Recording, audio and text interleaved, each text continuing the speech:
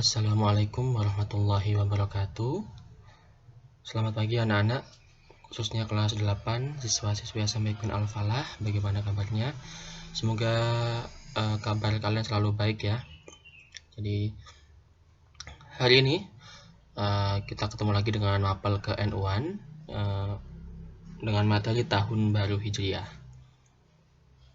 Sebelum kita mulai materi, jangan lupa berdoa supaya kita diberi kelancaran dan juga diberi ilmu yang bermanfaat. Amin.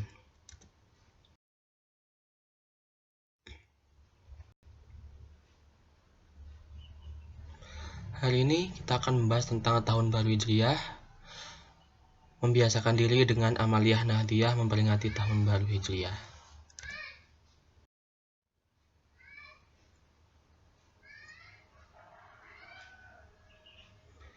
Materi hari ini akan kita bagi menjadi 3 bagian. Yang pertama mari renungkan, yang kedua menyambut tahun baru Hijriah, yang ketiga doa akhir dan awal tahun.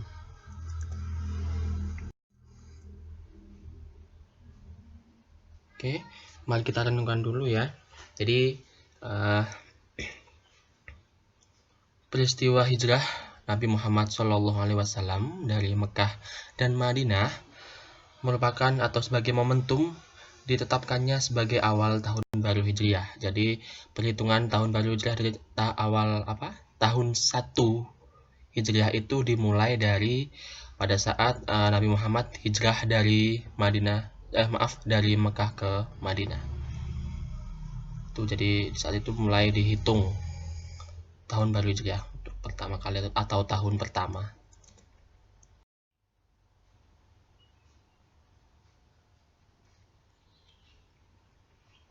Menyambut tahun baru Hijriah.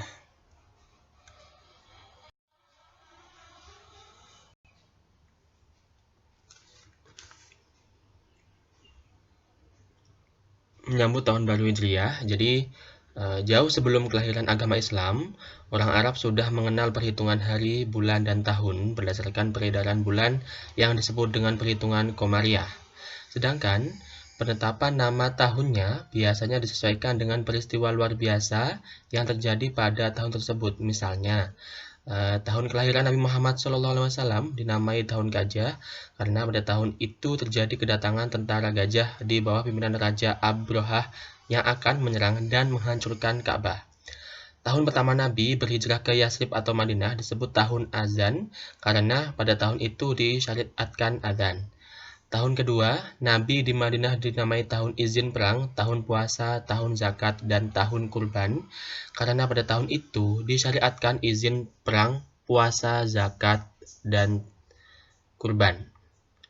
Tahun ke-9, keberadaan Nabi di Madinah dinamai tahun berlepas diri karena pada tahun itu turun surat At-Taubah yang salah satu ayatnya menyatakan bahwa Allah dan Rasul-Nya melepaskan ikatan dengan kaum musyrik di Makkah.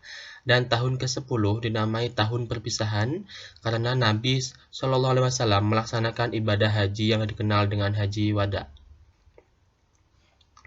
Lalu apa sih sejarahnya tahun baru Hijriah itu?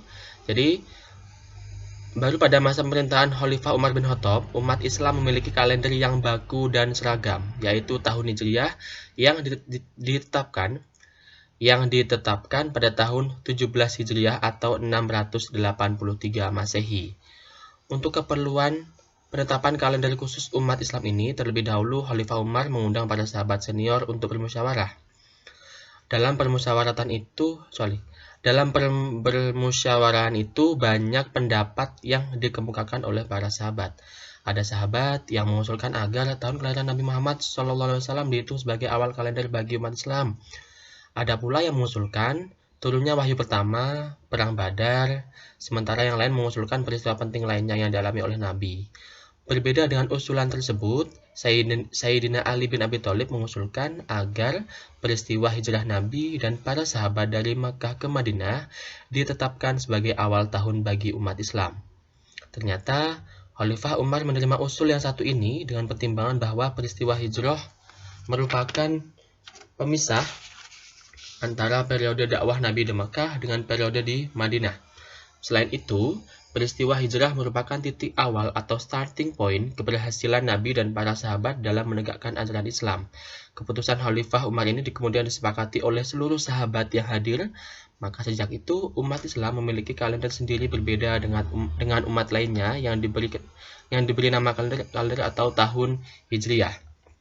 Dengan memperhatikan pertimbangan penetapan kalender Hijriah, jelaslah bahwa tahun Islam tidak dimulai dari lahirnya Nabi Muhammad SAW, sebagaimana perhitungan tahun Masehi yang dimulai dari kelahiran Nabi Isa AS, dan juga tidak dimulai dari tahun permulaan Nabi menerima wahyu atau peristiwa bersejarah lainnya dalam kehidupan Nabi.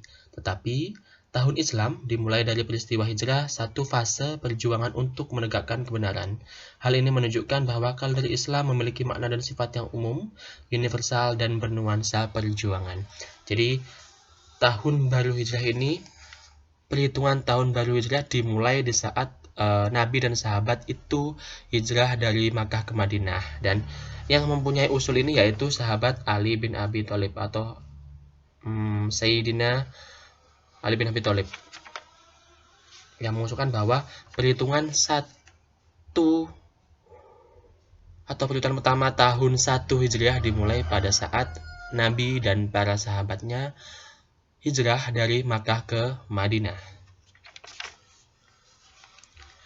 Dalam kalender Hijriah, perhitungan hari dan bulan didasarkan pada peredaran bulan. Karena itu, kalender Hijriah juga dinamai dengan kalender Qamariyah. Berbeda dengan kalender Masehi yang perhitungannya didasarkan pada peredaran matahari. Satu tahun Qamariyah terdiri dari 12 bulan, 354 hari atau lebih pendek 11 hari dari tahun Masehi. Adapun nama-nama bulan dalam kalender Hijriah adalah Muharram, Syafar, Rabiul Awal, Rabiul Akhir, Jumadil Awal, Jumadil Akhir, Rajab atau Rajab, Sya'ban, Syawal, Dzulqa'dah, dan Dzulhijjah. Dengan ditetapkannya kalender Hijriah berarti umat Islam telah memiliki sistem penanggalan tersendiri yang membedakannya dengan golongan lain. Tahun baru Islam adalah 1 Muharram, bukan 1 Januari. Peringatan hari lahir Nabi adalah bulan Rabiul Awal, bulan keempat dalam kalender Hijriah, bukan bulan April, Mei, atau yang lainnya. Peringatan Isra Mi'raj dirayakan pada bulan Rajab atau bulan ke-7, bukan bulan Juli, Agustus, atau yang lainnya. Berpuasa wajib dilaksanakan pada bulan Ramadan atau bulan ke-9, bukan bulan Agustus, September, atau yang lainnya. Demikian juga pelaksanaan wukuf di Arafah bagi jamaah haji dilaksanakan pada tanggal 9 bulan Dzulhijjah atau bulan ke-12, bukan bulan November, Desember, atau yang lainnya. Oleh karena itu, apabila kita menyambut kedatangan tahun baru, sebenarnya bukanlah pada akhir bulan Desember dan tanggal 1 Januari, tetapi pada akhir bulan Dzulhijjah dan tanggal 1 Muharram. Pada upacara menyambut kedatangan tahun baru Hijriah ini pun harus berbeda dengan golongan lain dalam menyambut kedatangan tahun barunya. Bagi kita, menyambut kedatangan tahun baru Hijriah berarti mengenang dan memperingati peristiwa hijrah Nabi Muhammad SAW beserta para sahabatnya dari Makkah ke Madinah. Inti makna hijrah antara lain adalah meninggalkan negeri asal di bawah kekuasaan pemerintah kafir dan menjauhkan diri dari dosa. Inilah sebenarnya yang harus kita lakukan sehingga dalam tahun yang akan berjalan kita dapat meningkatkan keimanan, ketakwaan, dan amal soleh, jauh dari perbuatan mungkar, maksiat, dan dosa. Jadi memang seharusnya kita sebagai orang Islam tidak hanya bersukacita pada saat tahun baru Masehi saja, tetapi juga harus bersukacita merayakan, melakukan syukuran atau acara yang positif pada saat memperingati tahun baru Hijriah. Seperti di gambar itu ada pawai sekelompok anak SD itu melakukan pawai tahun baru Hijriah. Siswa sekolah dasar bergembira menyambut datangnya tahun baru Hijriah. Biasanya kalau di daerah saya itu namanya pawai ta'aruf ya. Kalau di desa saya, mungkin kalau di daerah lain mungkin beda. Ya mungkin ada tapi mungkin beda nama. Terus lagi ada banyak hal atau banyak acara yang dilaksanakan pada saat memperingati tahun baru Hijriah.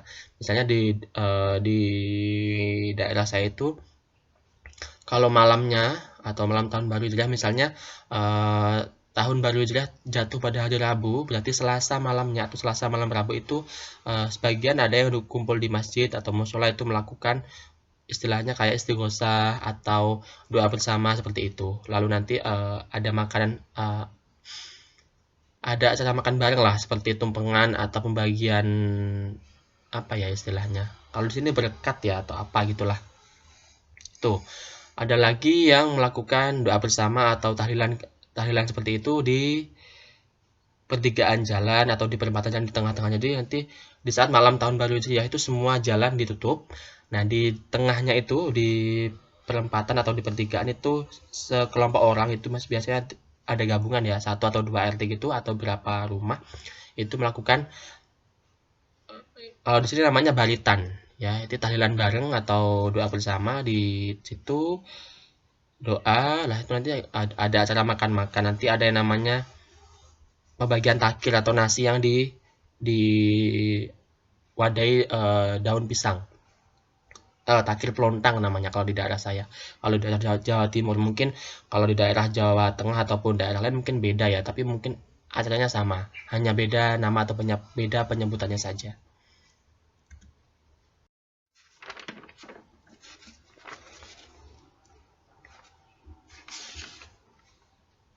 Doa akhir tahun. Jadi di tahun baru Hijriah itu di saat akhir tahun dan juga awal tahun itu ada doanya, ya. Dalam tradisi Nahdlatul Ulama, setiap akhir bulan Dzulhijjah, tepatnya menjelang waktu maghrib tiba, warga dan jamaah Nahdlatul Ulama berkumpul di masjid atau musola di tempat tinggal masing-masing untuk menyambut kedatangan tahun baru Hijriah dengan membaca doa akhir tahun dan awal tahun. Doa akhir tahun ini dibaca 3 kali sebelum waktu maghrib tiba. Dan doa awal tahun dibaca 3 kali setelah tiba waktu maghrib. Penetapan waktu tersebut didasarkan pada perhitungan kalender Komariah bahwa permulaan hari dimulai sesudah matahari terbenam, bukan sesudah jam 12 malam. Ini bedanya kalender yang Masehi yang menggunakan perhitungan matahari dengan kalender Hijriyah atau Komariah menggunakan perhitungan bulan. Ya, jadi pergantian hari itu tidak menunggu jam 12 malam. Jadi misal di kalender Masehi itu tahun baru Hijriah itu jatuh pada hari Rabu, tetapi di kalender Komariah itu jam 6 sore Selasa, hari Selasa sore, hari Selasa jam 6 sore itu sudah masuk tahun baru Hijriah atau 1 Muharram.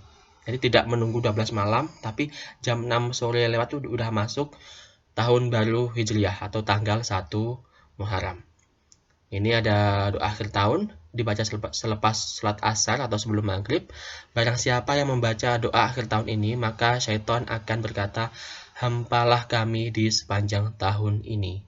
Bismillahirrahmanirrahim.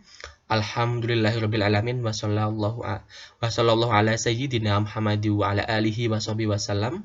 Allahumma ma amiltu fi hadhihi sanati mimma nahaitani anhu falam atub minhu walam tardahu walam tansahu wa halam ta'aliya ba'da qudratika ala uqubati ila taubati minhu ba'da jurti ala maksiatika fa inni astaghfiruka faghfirli wa ma amiltu fiha mimma tardahu wa wa'ad tani alaihi thawaba fa'as'aluka Allahumma ya karim ya dal jalali wal ikram anta taqabbalahu minni wa la taqta rajai minka ya karim wa sallallahu ala sayyidina Muhammadin nabiyil ummi wa ala alihi wa sahbihi wasallim.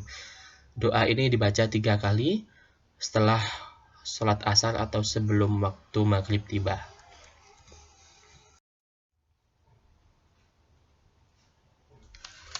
Lalu ada bacaan doa awal tahun.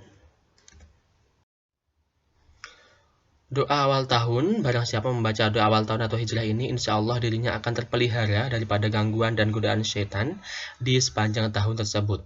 Bismillahirrahmanirrahim. Alhamdulillahirrabbilalamin. Wassalatu wassalamu ala sayyidina Muhammadin ashrafil mursalin wa ala alihi wa sahbihi ajmain. Allahumma antal abadiyul qadim al-awwal wa ala al-fadlikal azim wujudikal mu'awwal wa hada'a munjadidun qad aqbala alaina nas'alukal ismata fihi minasyaitani wa awliyaihi wa junudi wal auna ala hadhi nafsil ammarati bisu'i wal istighala bima yuqarribuna ilaika zulfa ya dal jalali wal ikram ya arhamar rahimin wa sallallahu ala sayyidina Muhammadi wa ala alihi wa sahbihi wasallim walhamdulillahi rabbil alamin. Doa ini dibaca 3 kali setelah sholat maghrib atau waktu maghrib telah tiba. Kalau di waktu Indonesia, kalau di daerah Kediri khususnya Jawa Timur setelah jam 6 ya, setelah jam 6 sore atau setelah maghrib.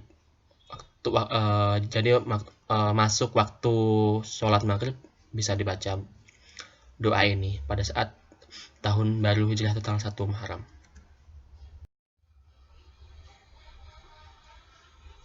Oke, sekian materi kita hari ini. Ini ada kata-kata yang sangat bagus sekali.